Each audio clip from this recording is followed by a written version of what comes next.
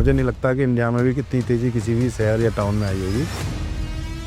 Corona काल के बाद से 5 गुने से 10 गुने रियल एस्टेट के दाम बढ़ गए। उस समय मैंने उन कंपनी में मार्केटिंग का काम किया। आज सौभाग्य से बांके बिहारी जी की कृपा से मैं आज उन कंपनियों में पार्टनर हूँ। कॉरिडोर बनेगा या नहीं, जिस तरीके का प्राइस आज वृंदावन रियल एस्टेट मार्केट ने छू लिया है, आपके हिसाब से डिमांड के हिसाब से क्या वो जस्टिफाइबल है प्राइस? अगर योगी जी इलेक्शन नहीं जीते तो क्या रियल एस्टेट मार्केट में उछल पिछल आएगी? ब्रज भूमि जहाँ कहा जाता है जब तक राधा रानी का बुलावा नहीं आता कोई वृंदावन धाम जा ही नहीं सकता। ब्रज में कुल 5500 मंदिर है। श्री धाम वृंदावन का तो कहना ही क्या। यह रातें मधुरता से भरी होती है और हर सुबह नवीनता के साथ उदय होता है, जहाँ हर शब्द एक गाना है और हर कदम एक नृत्य है।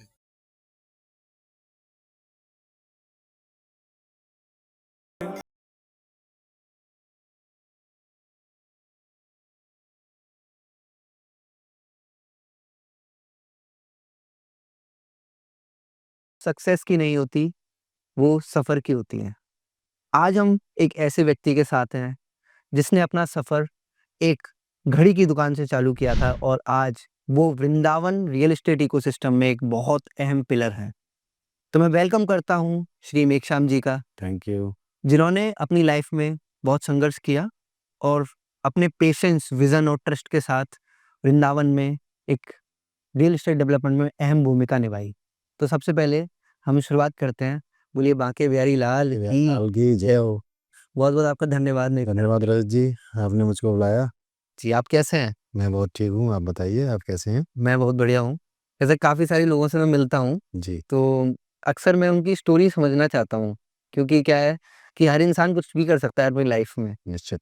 तो आपने अपनी जीवन में यहाँ तक पहुँचने की प्रक्रिया कैसे स्टार्ट करी? वैसे तो आपने शुरुआत में मेरे बारे में आपने खुद ही जानकारी करके बोल दिया। शुरू से बचपन से मेरा एक कुछ स्वभाव रहा है कि कुछ बड़ा करना है, कुछ नया करना है। तो मन में जब भी मैंने शुरुआत में जब घड़ियों की दुकान से शुरुआत करी, फिर उसके बाद ऑप्टिकल का काम किया, फिर मैंने ऑप्टिकल के काम के लिए मैंने चाइना से इंपोर्ट करना भी शुरू किया। उस सफ़र के साथ साथ मेरी कुछ अपने जो दिल्ली में मेरे व्यापारी थे उनके साथ में उनका कुछ रिक्वायरमेंट वृंदावन रियल एस्टेट की थी, तो उन्होंने मुझे कुछ रिक्वायरमेंट बताई कि हमको कुछ वृंदावन में इन्वेस्ट करना है। उसी दौरान उनको मैंने कुछ वृंदावन में इन्वेस्टमेंट कराया, तो उसी दौरान मुझे लगा कि ये क्षेत्र वृंदावन में एक अच्छा क्षेत्र है जिसमें हम एक अच्छे तरीके से, क्योंकि वो ऑर्गेनाइज्ड नहीं था तब तक। जी। मुझे लगता है कि मैंने ये काम को लगभग 2002-2003 में इस तरह की बातें शुरू हुई थी। तो उस समय वृंदावन का जो रियल एस्टेट था वो ऑर्गेनाइज्ड वे में नहीं था। तो मेरे दिमाग में व्यापार तो मैं अपनी दुकान पर करता था, एक कुछ एजेंसीज भी थी अपनी, टाइटन सोनाटा की डीलरशिप भी थी और ऑप्टिकल काम में इंपोर्ट करता ही था, चाइना जाता रहता था। पर साथ में ये भी दिमाग में चलता था कि वृंदावन में कुछ जो लिविंग स्टैंडर्ड है, बाहर से इतने श्रद्धालु आते हैं और इंफ्रास्ट्रक्चर जो था उस समय तक बहुत अच्छा भी नहीं था, क्योंकि लोग सड़कें छोटी थी, टूटी हुई थी।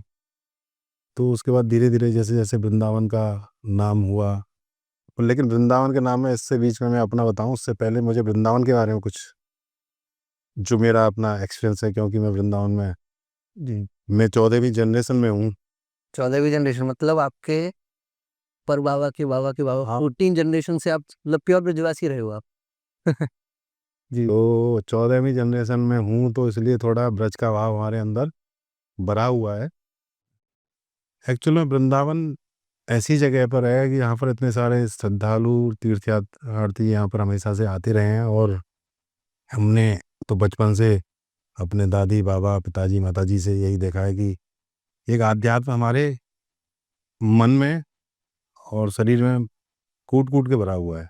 सही बात है, क्योंकि बचपन से वो चीज़ें हमने देखी हैं घर में, हमारे घर में टिल डेट आज तक हमारे घर में प्याज भी नहीं जाती। तो ये वृंदावन का जो भाव है, वृंदावन की जो भक्ति है, वो एक अद्भुत है। यहाँ पर जो मैं वृंदावन की जो बोलना चाह रहा था, वो उसकी जगह मैं दूसरी बातों को बोल गया। वृंदावन में जो वृंदावन का जो प्रचार प्रसार हुआ, जी। जो कृष्ण भक्ति का प्रचार प्रसार हुआ, उसमें बहुत बड़ा योगदान जो मैं जानता हूँ कि सबसे पहले तो प्रभुपाद जी जब वृंदावन आए तो उन्होंने देश विदेश में वृंदावन में कृष्ण भक्ति का प्रचार जो प्रसार किया। इस्कॉन के हैं जी, इस्कॉन founder। के जो फाउंडर थे प्रभुपाद जी, उन्होंने उस समय इस्कॉन की स्थापना वृंदावन में की थी, जब इस समय वृंदावन में कुछ भी नहीं था, जी। उस जगह पर कुछ नहीं था। हाँ। उसके बाद वृंदावन के जो विद्वान भागवताचार्य हैं, उन्होंने पूरे देश में विदेश में जा कर के भगवान कृष्ण की लीला भागवत के माध्यम से, रासाचार्यों ने रास लीलाओं के माध्यम से वृंदावन का जो प्रचार प्रसार किया, उससे लोगों के अंदर अवेयरनेस आई। जी। कृष्ण को जानते तो थे, लेकिन सही कृष्ण की पूरी लीला के बारे में मुझे नहीं लगता कि उस समय देश दुनिया में कोई ज़्यादा प्रचार प्रसार था। लेकिन जैसे जैसे 2000 के बाद समय गया, उसके बाद से मुझे लगा कि बहुत तेज़ी से वृंदावन का और कृष्ण भक्ति का प्रचार प्रसार हुआ। उस कृष्ण भक्ति के प्रचार प्रसार होने के बाद लोगों की जो आस्था और वृंदावन के प्रति बढ़ी, तो वृंदावन की तरफ लोगों का रुझान बढ़ा, उनका मूवमेंट बढ़ा, उनका आना जाना, और यहाँ की डीपली उन्होंने अध्ययन करना भी शुरू किया फिर लोगों ने। जी। तो उसके बाद जब इतने लोगों का आना जाना शुरू हुआ, तो उस समय वृंदावन के अंदर बहुत ज़्यादा व्यवस्थाएं नहीं हुआ करती थी। सरकार का भी ध्यान जब वृंदावन में भीड़ आने लगी, उसके बाद उनका फोकस हुआ कि सरकारों को जैसे जो आपने 14 साल की पीढ़ी आपकी हुई, प्योर ब्रजवासी रहे आप, और आपने बड़ी इंटरेस्टिंग बात बोली कि वृंदावन को आपने एकदम स्क्रैच से बढ़ते हुए देखा है। मतलब मैं थोड़ा-सा चाहता हूँ कि 2002-2004 में वृंदावन कैसा दिखता था? इस पे अगर आप बताएँ तो? वृंदावन 2002 और 2004 में, अगर आप इस्कॉन वाली रोड जो आज की तारक में प्रेम मंदिर जहाँ पर स्थापित है हुआ है बाद में, उस समय वो सिंगल रोड हुआ करती थी। ठीक है। इवन उससे पहले कहता हूँ, जब हम छोटे थे, मैं इस्कॉन के बराबर में सरस्वती विद्या मंदिर हुआ करता था। आज भी वो स्कूल वहीं पर है, उसमें मैं पढ़ा था। तब मेरा निवास वृंदावन में, पुराने वृंदावन में गोपीनाथ बाजार में है। तो मैं स्कूल अपने तांगे से आता था। टांगे से आते थे। बहुत ही बढ़िया। तो तांगे से जब आता था, तो आप समझ लो कि उस समय वृंदावन किस रूप में रहा होगा। जी, जी। उसके बाद धीरे धीरे टेम्पू आए, फिर साधन में बस 1-2 बसें थीं जो मथुरा वृंदावन जाती थीं। इवन जब हम दिल्ली जाते थे, तो दिल्ली से अपने व्यापार के सिलसिले में, तो वहाँ से जब दिल्ली से बस से हम लौटते थे, तो उस समय हम रात को अगर 6 बजने से ज़्यादा समय होता था, तो हम मथुरा ही उतरते थे, छठी ग्राम उतरते नहीं थे। अच्छा। ना तो वहाँ पर साधन थे, और ना वहाँ पर थोड़ा डर भी रहता था, क्योंकि जंगल था, उस समय सुनसान था। जंगल था। अच्छा।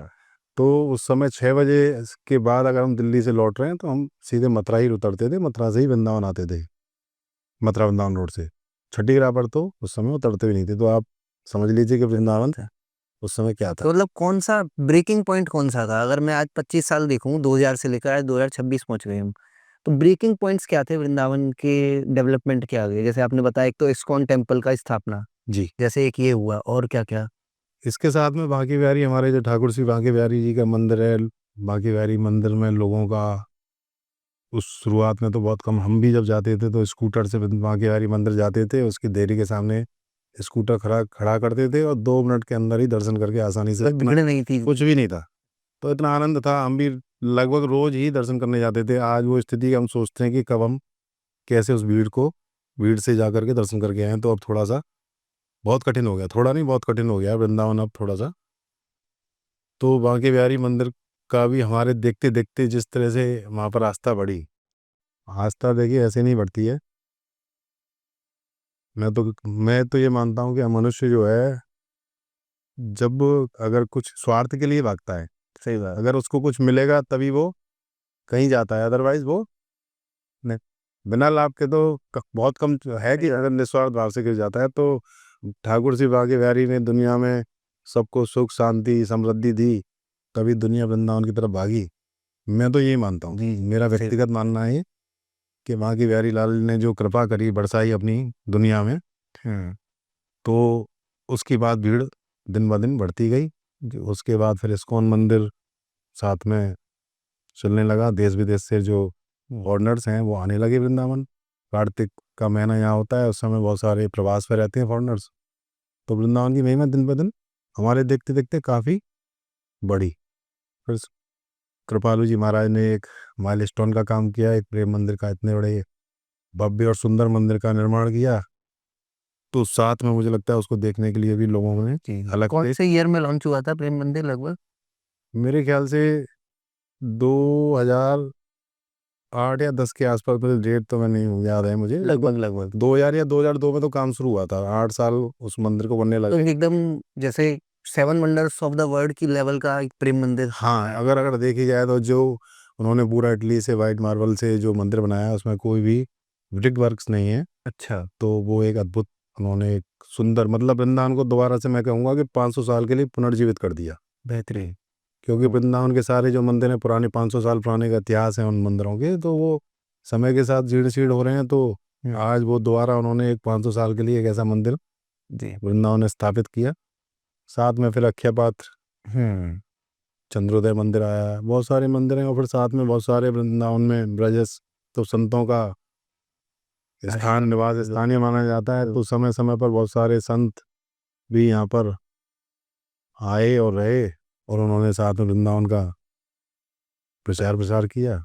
सब लोग उनसे भी संतों के दर्शन करने के लिए वृंदावन आते हैं साथ में। मतलब मैं पर्सनली अगर मैं जानना चाहता हूँ, आपने वृंदावन के बारे में ऑफ कोर्स इतनी नॉलेज है आपको, आपने इसको डेवलपमेंट में देखा है।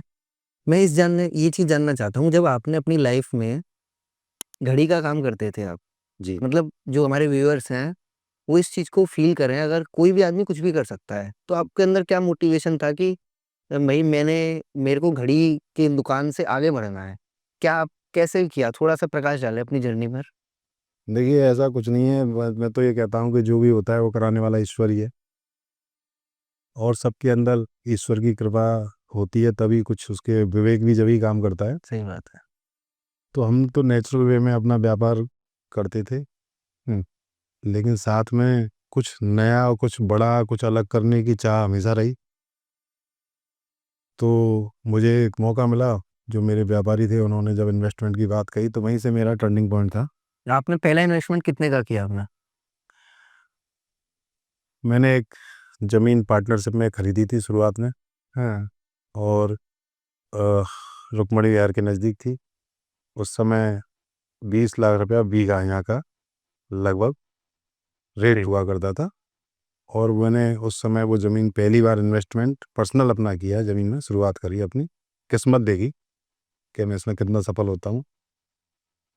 तो दुर्भाग्य से उस समय वो 2 साल तक उसका रेट वही रहा। ठीक है। पर मैंने पेशेंस के साथ मैंने कि जब मैंने किया है तो उसको मैं जल्दी विड्रॉ नहीं करूँगा।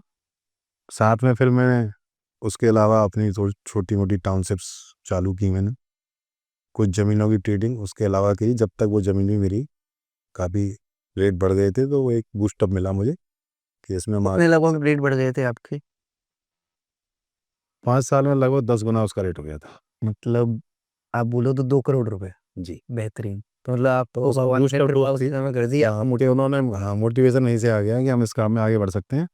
साथ में खाली एक पैसा कमाना सोच नहीं था, कुछ ऐसा करना है कि लोग उसको अप्रिशिएट करें। तो खाली ज़मीन ट्रेडिंग करना तो सिर्फ एक व्यापार कमाई का साधन तो हो सकता है, इसके लिए कोई इंफ्रास्ट्रक्चर के लिए या वृंदावन में अपनी योगदान वो नहीं होगा। वो सिर्फ अपना व्यक्तिगत योगदान है। ब्रोकिंग ट्रेड टाइप हो गया। वो अपना व्यक्तिगत योगदान है, अपना व्यक्तिगत लाभ का काम है कि ज़मीन की हमने खरीदना बेचना कर दिया, तो वो तो एक व्यक्तिगत अपने लाभ के लिए हो सकता है।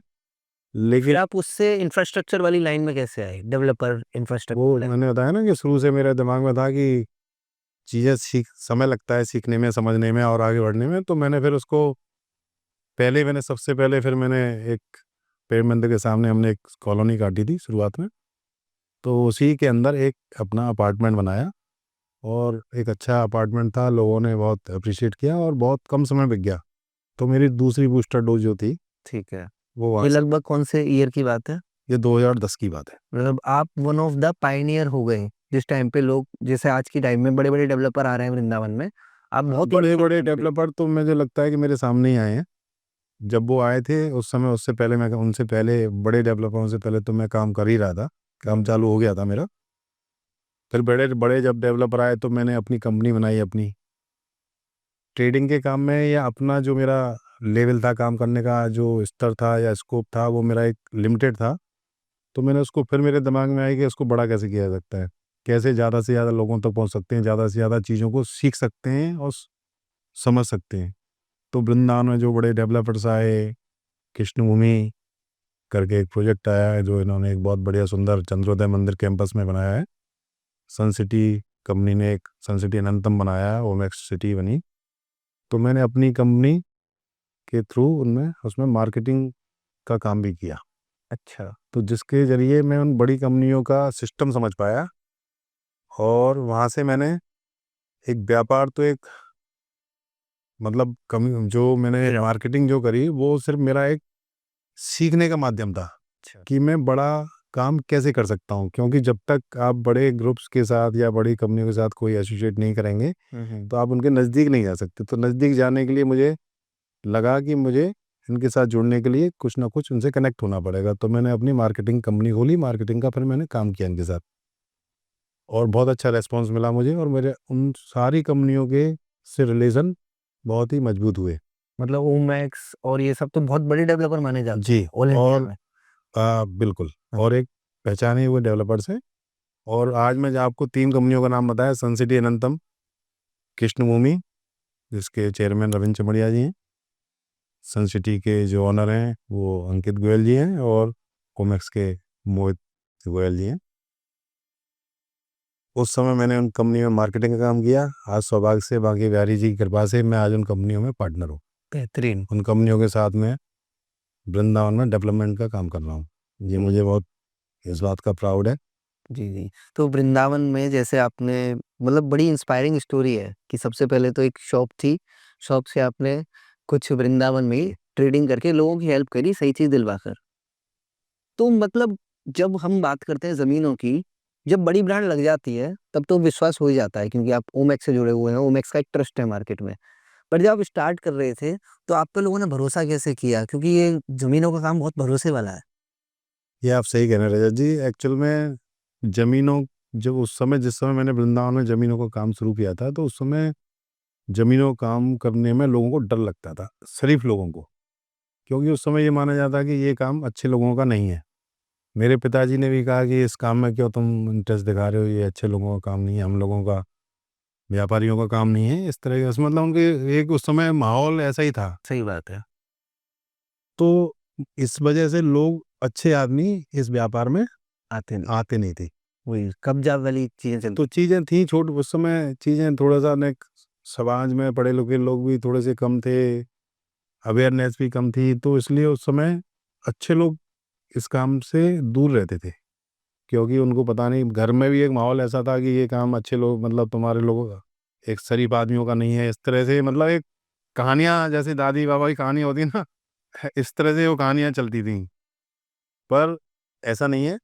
जी। मुझे मेरे इस काम में आने के बाद मुझे मालूम पड़ा कि अगर हम क्योंकि वृंदावन में सब लोग हमको जानते थे, क्योंकि पुराना परिवार है हमारा, और लोगों को हमारे ऊपर विश्वास था, तो उसी का फ़ायदा मुझे मिला।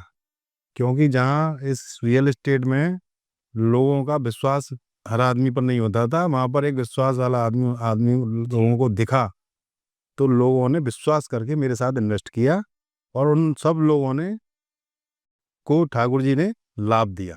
अच्छा। तो वो मेरा और मजबूती का कारण बना कि एक विश्वास के साथ उन्होंने मुझ पे जो विश्वास किया, जो मैंने उनको इन्वेस्ट कराया या करवाया, जी। किया, उनको उसमें लाभ मिला, तो उनको डबल मजबूती, एक तो विश्वास था और एक दूसरा लाभ भी होगा। फिर उन लोगों से और लोग भी जुड़े। फिर वो व्यापार। तो सर भैया, आप रजत जी समझिए कि व्यापार का एक फार्मूला है, 1 से 2 होते हैं, 2 से 4 होते हैं, 4 से एक संतुष्ट ग्राहक। मैंने बचपन में, जब मैं अजंता कंपनी का डिस्ट्रीब्यूटर था, तो उस समय उनके कुछ मोटिवेशनल जो है कुछ सेमिनार वगैरह होते हैं। चीज़ें नहीं, वो कुछ जैसे प्लेइंग कार्ड पे छाप के बेचते थे, या कुछ फुटा जो स्केल आता है ना, उस पर कैलेंडर वैलेंडर कुछ होते हैं। कैलेंडर, तो उस पे कुछ अच्छे-अच्छे स्लोगन बेचते थे, तो उसमें उन्होंने ये लिखा हुआ था, तो वो भी मेरे दिमाग में उस समय का है फीड, कि एक संतुष्ट ग्राहक 100 के बराबर होता है। बेहतरीन। तो एक दूसरी चीज़ मुझे बड़ी इंस्पायर करके गई, एक जो प्लेइंग कार्ड पर उन्होंने जो स्लोगन्स दिए थे एक मोटिवेशनल, तो उसमें लिखा था कि एक आदमी दुखी था।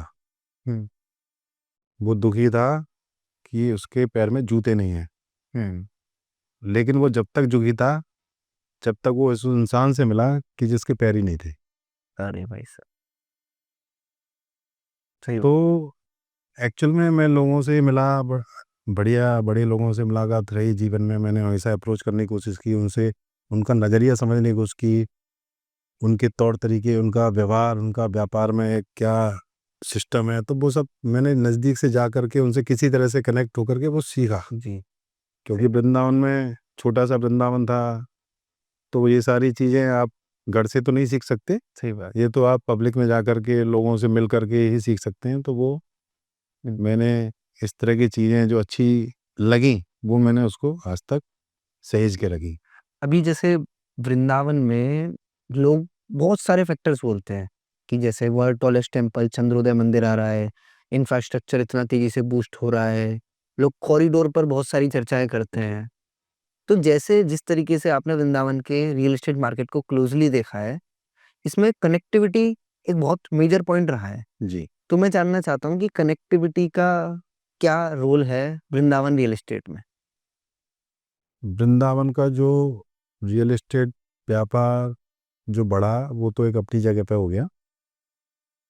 देखिए, जहाँ पर ज़्यादा फुटफॉल होगा, चाहे वो शहर हो, दुकान हो, व्यापार हो, कहीं पे भी, तो उसका फ़ायदा निश्चित तौर पर मिलता है। जी, हमारे वृंदावन में वैसे सबसे ज़्यादा योगदान मुझे लगता है इंफ्रास्ट्रक्चर का है।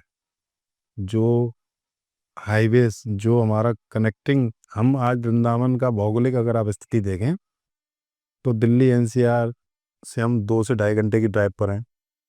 वो पहले नहीं थे। पहले जो हमारा जो NH2 बोला कहा जाता था, अब NH19 है वो। उस समय वो इतना ट्रैफ़िक होता था, डबल रोड था, खाली छोटा रोड था, तो 4 से 5 घंटे हमको दिल्ली जाने में लगते थे उस समय। आज हम 2 से ढाई घंटे में दिल्ली पहुंच जाते हैं। बल्कि जयपुर हमारा 3 से साढ़े 3 घंटे में पहुंच जाते हैं। उत्तर प्रदेश के जो अच्छे शहर हैं, जो उन आर्थिक मजबूत शहर हैं, आगरा हुआ, हाथरस हुआ, अलीगढ़ हुआ, उनसे 2-2 1-1, अब 1-1 घंटे 2 घंटे होते थे पहले, 1 घंटे की दूरी पर हैं। तो वृंदावन का जो अप्रोच है और जो कनेक्टिंग है ना, वो बहुत ही सुंदर हुई, जिसकी वजह से ये क्राउड बढ़ा। जैसे यमुना एक्सप्रेसवे मुझे याद है बचपन में हमारे पिताजी जाते थे दिल्ली, तो अलीगढ़ से जाते थे, बहुत लंबा ट्रैफिक पड़ता था। अब क्या है, एक्सप्रेसवे पे चढ़े और पहुंच गए। 1.5 घंटा 2 घंटा एक्सप्रेसवे का मुझे लगता है कि बहुत बड़ा योगदान वृंदावन के डेवलपमेंट में और वृंदावन के क्राउड में यमुना एक्सप्रेसवे का बहुत बड़ा योगदान है, क्योंकि उससे आवागमन इतना सुगम हो गया, जिसकी वजह से जी, जो क्राउड, आज हम कॉरिडोर की बात, जैसे आपने कही कॉरिडोर की बात कर रहे हैं, तो वृंदावन में जो आज भीड़ है वो मुझे लगता है कि शहर की क्षमता से बहुत ज़्यादा है। सही बात है। और मैं किसी से सुन रहा था, मैंने पढ़ा नहीं, कोई बोल रहा था कि लास्ट ईयर जो गवर्नमेंट का सर्वे है, इंडिया में सबसे ज़्यादा टूरिस्ट वृंदावन में आए हैं, जो कुछ 12-14 करोड़ के करीब मुझे संख्या बता रहे थे। और साथ में जो एक गोवा, एक डेस्टिनेशन, एक टूरिस्ट हब माना जाता है, वहाँ 70 लाख आए।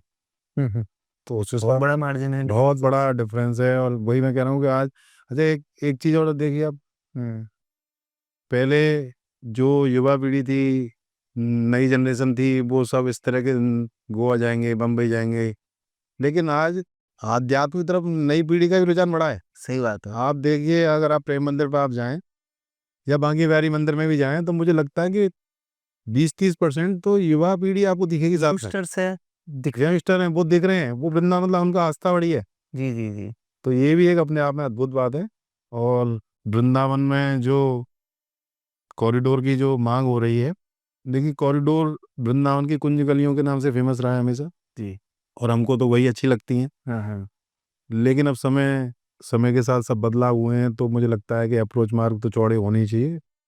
लेकिन अब उसमें सबसे बड़ी दुविधा क्या है कि हम जैसे पुराने जो ब्रजवासी हैं, जो वृंदावनवासी हैं, उनके पुराने मकान हैं, दुकानें, तो वो एक तकलीफ का विषय है। या तो सरकार कुछ इस तरह से करे कि पुनर्स्थापित वहीं की वहीं पे कॉरिडोर के अंदर ही कर दे, जिससे किसी को कोई तकलीफ ना हो, नुकसान ना हो, क्योंकि उनकी आस्था भी वहीं आसपास में है, उनका मन भी वहीं रहता है। तो या तो वो इस तरह से कोई समस्या का हल जब ही हो सकता है, क्योंकि वो इस तरह से तोड़-फोड़ करने से तो मुझे नहीं लगता है कि समस्या का समाधान होगा। लेकिन जिस तरह से टूरिस्ट आ रहा है तो ज़रूरत तो है। मतलब अब इन ये दोनों चीज़ों की परेशानी है कि भई इस दोनों चीज़ों का समाधान बड़ा कठिन है, इसीलिए ये सब चीज़ अटकी पड़ी हुई हैं। काफ़ी खींचातानी चल रही है। जैसे आप तो ब्रजवासी हो, अब तो बहुत क्लोज़ली देखते होंगे।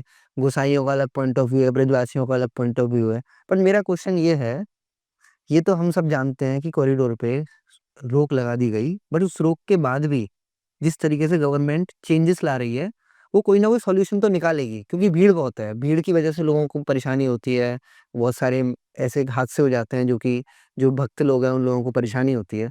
मेरा क्वेश्चन ये है कि कॉरिडोर का इम्पैक्ट रियल एस्टेट के ग्रोथ पे कितना रिलेटेबल है? बिल्कुल आपने वह ऐसा प्रश्न पूछा है, इस कॉरिडोर की वजह से, बहुत ही टू बी फ्रैंक मैं बोलूँगा, कॉरिडोर की वजह से कोरोना काल के बाद जो वृंदावन में तेज़ी आई है वो अभूतपूर्व है। मुझे नहीं लगता कि इंडिया में भी कितनी तेज़ी किसी भी शहर या टाउन में आई होगी। आप समझ सकते हैं कि वृंदावन में कोरोना काल के बाद से 5 गुने से 10 गुने रियल एस्टेट के दाम बढ़ गए। इतनी तेज़ी मुझको नहीं लगता कि किसी बड़े लोग शहर टियर 1 टाउन में सिटीज़ में इन्वेस्ट करते हैं। जी, जी। यहाँ पर आपको देखिए ये बहुत अमेज़िंग है और ये मैं मानता हूँ कि इसका कारण कॉरिडोर तो रहा ही, लेकिन लोगों की जो भीड़ जो वृंदावन के प्रति आस्था बढ़ी है ना, वो भी रहा है। सही बात है। तो यहाँ पर जो आस्था है कि वृंदावन में जो रहने के फ़ायदे लोगों को पता पड़े, ब्रजवास करने के फ़ायदे जो लोगों को पता पड़े, लास्ट समय वृंदावन वास करने के जो लोगों को फ़ायदे समझ में आए, तो उनका रुझान बढ़ा यहाँ पर। दूसरी कोरोना के बाद लोगों ने ये भी समझा कि ज़िंदगी का कोई भरोसा तो है नहीं। तो उन्होंने कहा कि ज़िंदगी को फिर उन्होंने जो मैं कह रहा हूँ युवा पीढ़ी भी जो आई, तो मुझे लगता है कोरोना से भी बहुत कुछ लोगों ने सीखा। सही बात है, सही बात है। तो वहाँ से जी, दूसरा आजकल जो सारी कंपनीज़ हैं, काफ़ी सारी वर्क फ्रॉम होम जो करती हैं, तो उन्होंने कहा कि शहर में एक महँगा घर खरीदने से बढ़िया है वृंदावन में रह कर के सही बात है। वृंदावन में घर खरीदा जाए, आध्यात्म भी होगा और अपने आजीविका भी चलेगी। Correct, correct. तो उसके लिए उनको लगा कि बड़े शहर में रहने की ज़रूरत ही नहीं है, जब वर्क फ्रॉम होम ही करना है, तो ये भी एक बहुत बड़ा सही बात। कारण बना रियल एस्टेट के लिए, क्योंकि अब भाई कम बजट में यहाँ वृंदावन में फ्लैट ले पा रहे थे तो उस समय, और ऑफिस जाने की ज़रूरत है नहीं। आजकल बहुत सारी मल्टीनेशनल कंपनियां हैं जो वर्क फ्रॉम होम कराती हैं, तो तो उसका आपके प्रेडिक्शन में क्या लगता है, मतलब अगर आपसे एक क्वेश्चन पूछा जाए यस और नो में, कॉरिडोर बनेगा या नहीं? मुझे लगता है कॉरिडोर तो बनेगा, लेकिन उसको खाली सभी एक बुद्धिजीवियों की सलाह करके बनाया जाए। खाली मतलब इस तरह से नहीं कि बस किसी का भी कुछ तोड़-फोड़ कर दो और कॉरिडोर बन गया। कॉरिडोर एक समस्या का समाधान तो है, लेकिन तरीका बदलना पड़ेगा। जैसे काफ़ी लोगों ने सुझाया कि यमुना की तरफ कॉरिडोर एक बहुत बड़ा हम बना सकते हैं और सारा ट्रैफिक सिस्टम वहाँ पर हम सेंट्रलाइज़ कर सकते हैं यमुना की तरफ, अच्छा। और वहाँ से हम पंक्तिबद्ध तरीके से बांके बिहारी मंदिर से टू वे व्यवस्था बना के यहाँ से आदमी आएगा और जाएगा, तो आराम से हो सकता है। वहाँ रुकने के लिए व्यवस्थित, बैठने के लिए सिस्टम सारा यमुना किनारे हो सकता है, क्योंकि वहाँ अभी भी जगह है सही बात। कि जहाँ वो कर सकते हैं। शहर को तोड़ के क्यों, वृंदावन का स्वरूप तो देखिए वैसे तो सिंज गलियों से ही है, और वही स्वरूप आदमी को अच्छा लगता है, लेकिन अभी सरकार की जो नीति है वो जो उचित समझेंगे वो करेंगे मेरे ख्याल से। अभी जैसे वृंदावन में मैं काफ़ी एड्स देख रहा हूँ, हाउस ऑफ अभिनंदन लोधा, जी, जो कि मुंबई की एक बहुत बड़ी फर्म है, बहुत बढ़िया। इन प्लॉट्स, जी, उसने एंट्री ली है। जी। अभी तक हमने पास्ट पे बात किया, जैसे आपने बहुत अच्छे इनसाइट्स दिए, बड़ा मज़ा आ रहा है मुझे सुनने में कि इतने तेज़ी से रेट्स बढ़े हैं, क्योंकि जहाँ फुटफॉल है वहाँ रेट तो बढ़ने हैं। जी। बट जिस तरीके का प्राइस आज वृंदावन रियल एस्टेट मार्केट ने छू लिया है, आपके हिसाब से डिमांड के हिसाब से क्या वो जस्टिफाइबल है प्राइस? एक्चुअल में क्या है कि वृंदावन की जो भौगोलिक स्थिति है ना, उसमें 3 तरफ से यमुना नदी बहती है। तो वृंदावन पर अपना ज़मीन जो क्षेत्रफल है वो बहुत कम है। और पूरी देश और दुनिया का यहाँ पर रुझान बढ़ा है। तो निश्चित तौर पर जगह जब कम होगी और ज़्यादा डिमांड होगी तो रेट भी बढ़ेगा। तो ये उसकी एक सामान्य प्रक्रिया है। जी, क्योंकि आप डिमांड और सप्लाई से ही सारी चीज़ें चलती हैं। तो वृंदावन की जो 3 तरफ यमुना नदी घूमती है, तो उसकी वजह से क्षेत्रफल तो बढ़ नहीं सकता। अब जो क्षेत्रफल है उसी में जो कुछ भी डेवलपमेंट हो सकते हैं या हो रहे हैं, तो उनके प्राइस इसलिए बढ़ जाते हैं क्योंकि वो डिमांड ज़्यादा होती है। और जो आप जैसे आपने बताया कि अभिनंदन लोढ़ा एक बड़ा ग्रुप है बॉम्बे का, अभी सुना है कि गोदरेज भी वृंदावन में आ चुके हैं, तो आप गोदरेज के भी मैं हेड्स देख रहा जी हूँ। जी ये तो आपने बहुत अच्छा इंसाइट दिया। गोदरेज भी है, ओमेक्स भी आ गए, सन सिटी हैं, कृष्णभूमि है, और भी कई सारे बड़े ग्रुप्स यहाँ पे काम कर रहे हैं। आगरा के अंदर भी इतने बड़े ग्रुप काम नहीं कर रहे जो वृंदावन के अंदर काम कर रहे हैं। वृंदावन का भौगोलिक अगर आप स्थिति देखें तो दिल्ली एनसीआर से हम 2 से ढाई घंटे की ड्राइव पर हैं।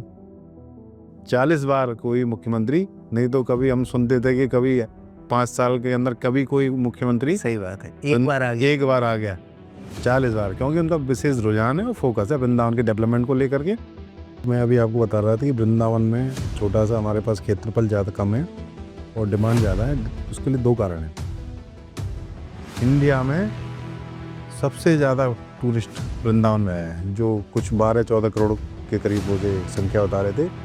और साथ में जो एक गोवा एक डेस्टिनेशन, एक टूरिस्ट हब माना जाता है, वहाँ 70 लाख आए। टॉप 3 प्रोजेक्ट्स जिसमें अगर आपको एंड यूज़र, आप डेवलपर नहीं होते, आप उसमें इन्वेस्ट करते, जो इन्वेस्टमेंट के लिए अच्छी जगह है वो देते हैं कि गवर्नमेंट अप्रूव। अब गवर्नमेंट अप्रूव क्या, बहुत बड़ी बात होगी। मतलब इस तरह का सब